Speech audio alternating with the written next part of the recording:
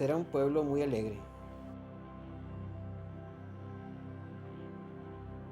No había mucho donde salir porque es un pueblo chico, pero sí era muy alegre.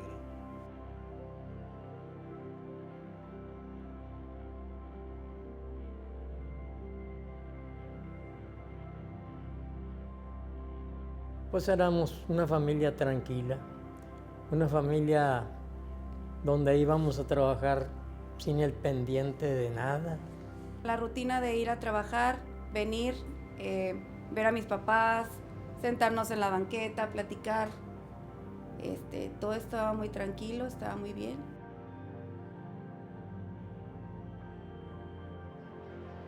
Había mucha gente, en los fines de semana venía mucha gente de otras partes y pues había mucha convivencia y muchas amistades de otras partes. Íbamos a los bailes los fines de semana, estábamos en el club élite. Antes salíamos a la hora que fuera, no había problemas. Había ido cines, Cine México, el Cine América, donde pasaban películas mexicanas y las americanas. Antes era muy bonito, o sea, es un pueblo muy cultural. Se ha vivido siempre de cultura y por la gente que vive aquí. Por eso se nombró Pueblo Mágico. El pueblo tiene muchas tradiciones.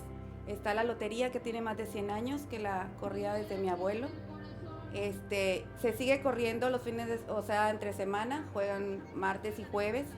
Es una de las tradiciones. Es una lotería que nada más aquí en el pueblo, o sea, que fue creada aquí en el pueblo y que la corre nada más gente de aquí.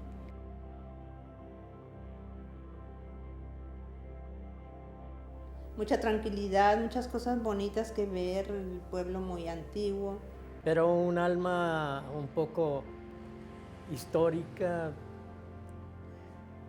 revolcada. Nunca ha sido una estancia pareja. Tenemos 6 años de estar padeciendo una guerra.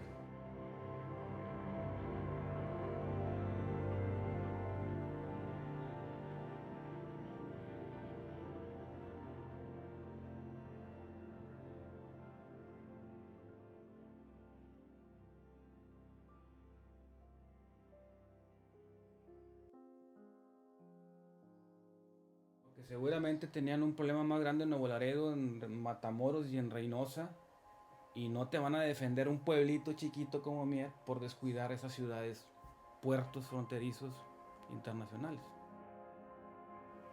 O sea, no te voy a defender Mier por descuidar Reynosa. No, nunca.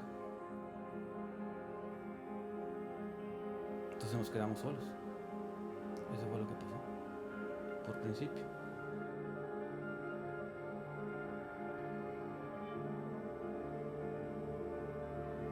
Pues recuerdo fue un 23 de febrero. Pues de una tranquilidad extremosa pasamos a las primeras balaceras en el día. Pues fue un cambio muy difícil porque se vinieron cosas muy extremas. Empezó pues una guerra entre ellos, entre el narco y que nos vino a afectar a nosotros como pueblo.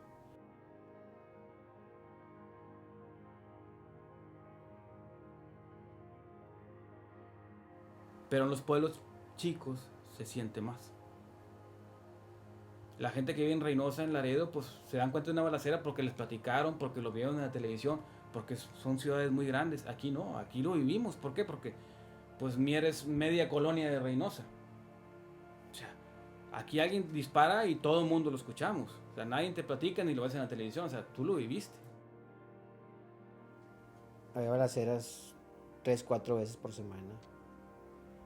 Y si es una balacera de 10, 15 minutos no es nada. Pero eran 4 o 6 horas de balaceras adentro del municipio.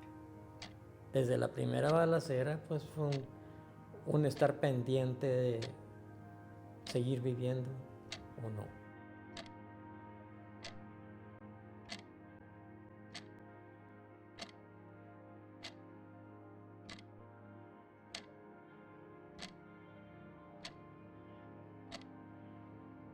Una de las balaceras fue un 16 de abril. Recuerdo que era en la tarde. Pues sí nos pescó desapercibidos porque había mucha gente en la plaza. Todos estábamos fuera, todos corrimos a las casas y nos refugiamos como pudimos. Esa balacera estuvo muy cruel porque tocó todo mi barrio. Hubo mucho muerto. Era increíble, no podíamos creer lo que estaba pasando, oír los gritos, la desesperación de la gente, que abrieran las puertas, que les abriéramos. No había manera de salvar a la gente o de correr a donde estaban ellos, porque era de sálvate o salva a tu familia y cierra la puerta de tu casa para que no se meta alguien. Las balas se oían por todos lados. Nos pescó abajo de la cama horas rezando a ver cómo podíamos salir de esa y a ver, lo único que pensábamos era no queremos oír nada más, que mis hijos no estuvieran oyendo, pensar en que mi familia estaba mal, en que les podía pasar algo, en que todos estábamos en distintas partes. Fue uno de los episodios muy difíciles.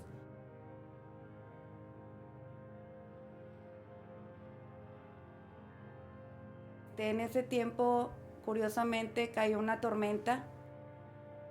No teníamos agua. Por el huracán Alex, con la creciente del río Bravo se había llevado las bombas de la planta potabilizadora. Empezamos a bombear agua del río Álamo y no del río Bravo para poder agua de río directo a la llave, sin tratar, porque la planta potabilizadora estaba destruida. Pero sin agua, sí, ¿de qué seríamos 6 meses? ¿Para ti cuál fue el peor día? El 2 de noviembre.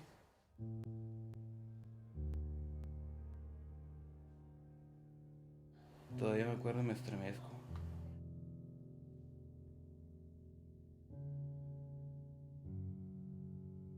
No sé, estábamos todos como un día normal, un día de muertos que iban a dejar flores al panteón, pero no sé, fue muy difícil porque hubo mucho desaparecido, hubo mucha confusión, que la gente no supo qué. Vivimos muy mal. Yo vine de una reunión social y me encontré que esto era un caos.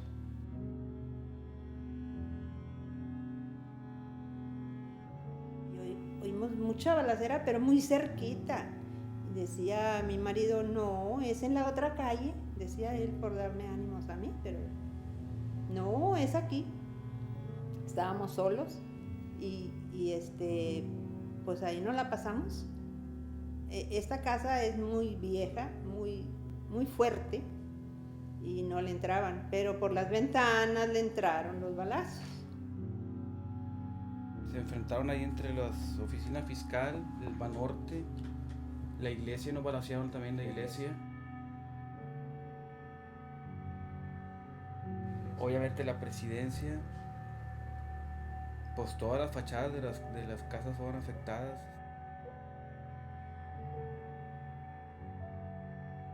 Casualmente no había soldados, motivo lo desconozco, pero no había soldados. No había quien defendiera el pueblo. Estaban las balaceras por donde quiera. Y aquí a media cuadra estaba una camioneta ya para volcarse, con gente muriéndose ahí. Y lo más feo fue que ver gente conocida saqueando lo que había quedado en la camioneta. Claro que los de aquí el pueblo no estamos impuestos a eso. Se quedaron camionetas tiradas al último, con cuerpos adentro de los enfrentamientos. Realmente no sé si fue enfrentamiento o no sé qué pasó, porque entraron porque no había quien les hiciera frente y al último resultaron cuerpos en camionetas. Pues ¿quién los mató? ¿Los mismos o quiénes fueron? Porque entraron porque no había nadie. Pues estuvieron quemando casas, o sea, por meses. O sea, llegaban por pleitos entre ellos, no sabemos a qué se deba. Las casas se fueron quemando en distintos momentos, eran distintos episodios. Nada más salíamos, veíamos el humo y métete a tu casa y no averigües qué pasaba, porque era de que no sabíamos para dónde iba, quién seguía. Desde que mi hijo iba al trabajo y se vino porque vio la humadera cerquita de aquí y pues pensaba que podía ser aquí, eran los vecinos allá. Alcanzamos a ver las humaderas nada más. Fueron 53 casas quemadas durante la guerra que hubo entre ellos. A veces nosotros tenemos miedo de preguntar cómo estás o cómo está tu familia, porque no sabíamos si en realidad estaban vivos o estaban muertos. Llegamos a veces a una conclusión de que como un tipo pacto, de que si nosotros moríamos entre la familia, no nos íbamos a avisar entre la noche para no arriesgarnos a salirnos. Íbamos a avisar hasta en la mañana. Fue una decisión muy difícil que tomamos la familia y mucha gente, de que si alguien se muere o le pasa algo, no avise hasta después de que pase todo, por no arriesgar a los demás. Era una situación muy difícil, muy que de cuento que nadie podía creer que hubiera pasado eso, o que llegáramos a pensar eso.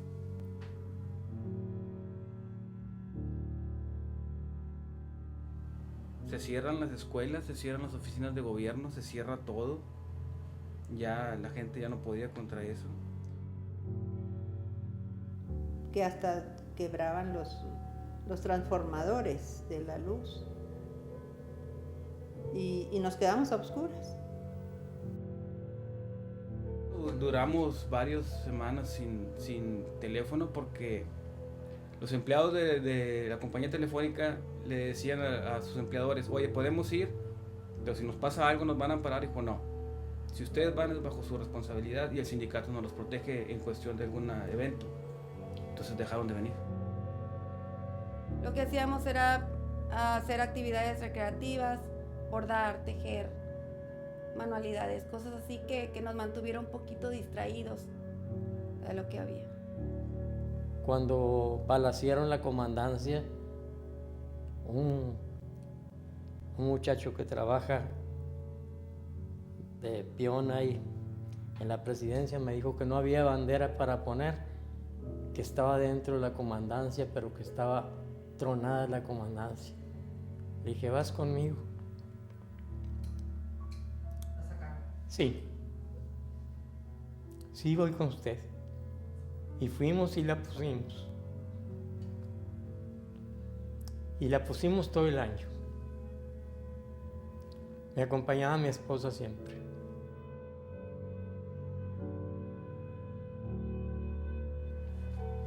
Aparte de que no teníamos agua, no había policías, no había servicios primarios de recolección de basura, no había empleo y pues ni gente.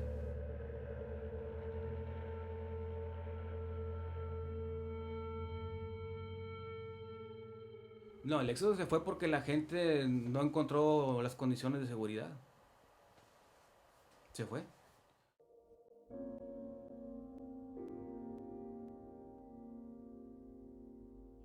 No fue que los soldados nos sacaran, porque los soldados nada más llegaron a apoyar. La gente se empezó a ir porque quiso, tuvo miedo y se fue yendo.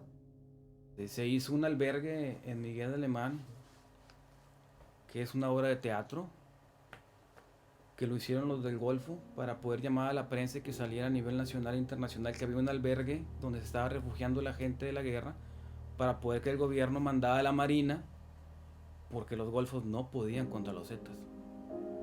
Entonces tuvieron que hacer esa estrategia para que la Marina viniera a defender Mier. Y por donde llega la Marina, pues no pasa nada. Entonces ese tiempo que estuvo aquí la Marina, no se movió ni una hoja. Y el día 9 ya sale a nivel nacional en las noticias la guerra aquí en Mier. Cuando el éxodo fue cuando llamó un poquito la atención, Pero también fue por el problema del agua. Alguien denunció el problema del agua y la gente empezó como López Dóriga empezó a ver, en Mier no hay agua por esto. Se dieron cuenta de la guerra porque decían que no pasaba nada en el pueblo. Entonces se dieron cuenta por el problema del agua que había otros problemas en el pueblo. La Marina se iba hoy a mediodía y a la noche ya había balazos. Estaban peleando de quién llegaba primero a ocupar la plaza, pero era inmediato. De hecho, antes de cuando no estaba la Marina, que estaban los poquitos soldados, tú veías que por una calle pasaban los de SDG y por acá pasaban los Zetas y mucho más allá pasaban los soldados. Si yo soy soldado y tengo 50 elementos a mi cargo y unos malos son 100 y otros malos son 100, pues dejo que se maten ellos. Y ya cuando se acaben de matar, pues ya salgo yo a rematar lo que quedó. Por estrategia eso es lógico. O sea, yo 50 no me voy a enfrentar a 200. Era muy triste quedarte en la esquina, ver que toda la gente se llevaba sus cosas. El pueblo quedó fantasma, quedó solo. Relativamente solo, porque quedamos unas cuantas familias. Pues es que realmente Mier se quedó con 400 personas. Los que no tuvieron recursos o familiares para poderse ir, se tuvieron que quedar. Que Miguel Alemán nos dio una puñalada grande, o sea, te rentaban un cuarto con un medio baño por 3,000 pesos al mes. Pero te estoy ayudando, compadre, porque si no se lo hubiera rentado a otra gente que me está buscando y que... No, abusaron gacho. Mucha gente se fue, nosotros decidimos quedarnos, fuimos de las pocas personas que nos quedamos. No, nunca me hubiera ido, nunca. ¿Por qué? Porque soy de aquí y quiero aquí. Porque esta es mi raíz. No me podría cambiar. No podría irme o correr del peligro y lo demás. Aquí vivo, aquí nací, en esta casa, y sigo hasta que pues Dios se acuerde de mí. Si uno salía del pueblo era que otra gente se apoderaba de tu casa y ya no volvías. La gente se perdía todo y pues no era justo de que tantos años vivir en el pueblo para que en un momento te quiten todo. Yo saqué a mi familia, a mi esposa y a mis hijos 15 días. Estuve en Roma. ¿Por qué? Tenía con quién dejarlos allá. Tenía con quién dejarlos y prácticamente, entre comillas, no me iba a costar dinero. Fue mi esposa una mañana a dejar a mi hijo a la secundaria y de repente regresa histérica. ¿Y qué pasó? Pues dijo, hay alguien en la plaza colgado. ¿Cómo? ¿Hay alguien en la plaza colgado? Sí, estaba un cuerpo colgado de un árbol, sin brazos y sin piernas. Entonces dije, no, pues no puedo tener a mis hijos viendo esto. Los saqué. Me los llevé. Cerraron las gasolinerías, había 2 o 3 tienditas. Era una época muy difícil, porque teníamos que estar en el pueblo manteniéndonos los pocos que nos quedamos. Y era muy difícil estar sin agua, sin comida, sin gasolina, sin transporte. Los pocos que podíamos salir, íbamos a Miguel Alemán a cargar gasolina, trabajábamos y nos regresábamos, porque mi trabajo está en Miguel Alemán. Parte allá y parte aquí, y pues se hacía lo que se podía con aguantar, tener tesón y venirnos al pueblo como estuviera. Porque aquí en Mier no se genera un ingreso, y más bien nunca se ha generado un ingreso.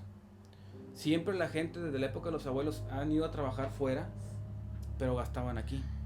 Se iban a trabajar a Estados Unidos y el dinero se gastaba aquí. O sea, Mier nunca ha producido un ingreso propio. Siempre la inyección de capital ha venido de fuera. Pero ahora la gente que se iba a trabajar a Estados Unidos y regresaba a gastar, ya no está regresando. Nos adaptamos muy bien dentro de lo que cabía a quedarnos en el pueblo. Empezamos a valorar todo de una manera muy distinta porque era de empezar de cero, de vivir de cero. Era dormir en el piso, era ir al río por agua cuando se podía, era juntar lo más que se podía, era aprender a bañarte con una cubeta con agua reciclar el agua. Era no sé, de vivir como se podía, de esperar nada más lo que pasara y tratar de vivir una vida normal con lo que hubiera. Los enfrentamientos terminaron ya más o menos en forma en marzo del 2011. Abril. Fue de febrero del 2010 a abril del 2011.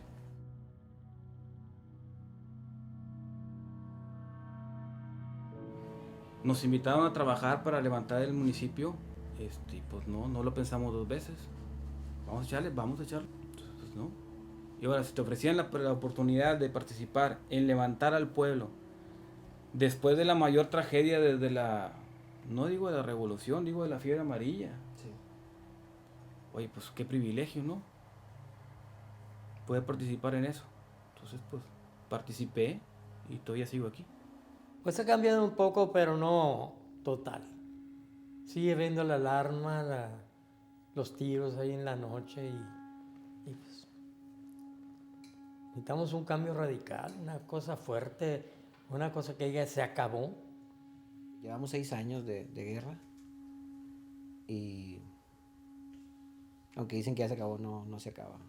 A partir de la llegada de los militares, sí ha cambiado. El ejército ha hecho todo lo posible, pero tal vez haya gente más arriba del ejército que no les permiten actuar de manera tajante. Pues no está nadie a cargo aquí. Yo no podía decir que Mier pertenece a un cartel. No podía decirlo. ¿Qué ganamos? Pues no, nadie ganó nada, todos perdimos. Falta mucho para que se componga, para que sea lo que fue antes.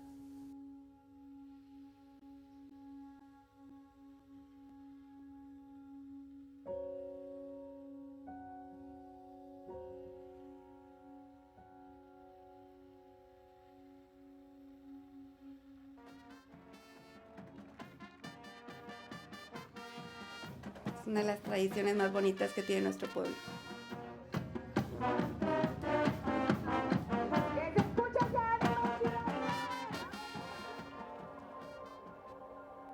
Se hacen carros alegóricos con reciclaje.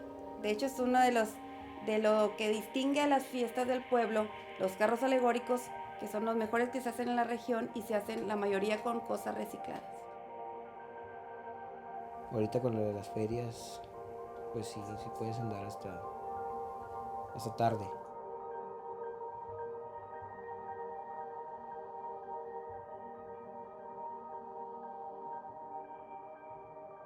Yo tengo fe en que se quite todo esto, aunque será difícil, pero bueno, la fe nunca se pierde. Hay mucha corrupción en el gobierno. Hay muchos problemas, o sea, que por más que quieramos cerrar los ojos, el gobierno no aporta la seguridad. La fe no se pierde, pero la seguridad no se sabe. Si no tuviéramos fe, no estuviéramos aquí.